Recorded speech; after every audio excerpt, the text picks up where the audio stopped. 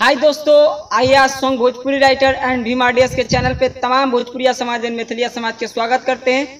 तो आइए मैं आप लोग के लिए आज लॉकडाउन का सॉन्ग लेकर आ गया, दर्द दिल, जो एक मजदूर के लिए है।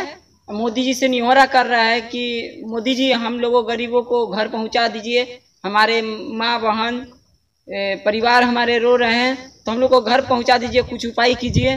तो कैसे ही गाना में है, आप लोग को गाना सुनिएगा तो गाना आप लोग को समझ में आएगा।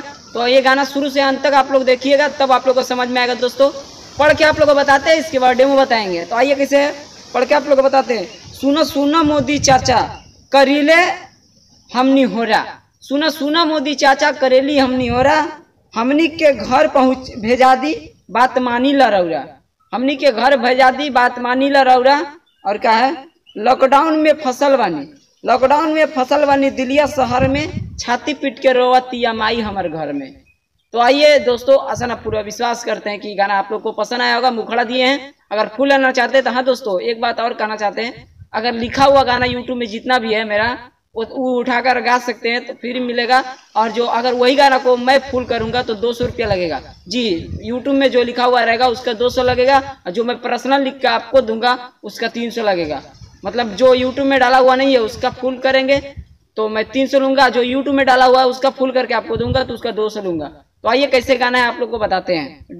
डेमो बताने से पहले दोस्तों अगर चैनल पे नए हैं तो चैनल को सब्सक्राइब कर लीजिए एंड बेल आइकन को प्रेस कर दीजिए ताकि इसी तरह का वीडियो आप तक पहुंचते रहे। सुन सुन मोदी चाचा करीले हम निहोरा, हमनी के घर भेजा दी बात मानी ला ना रौरा।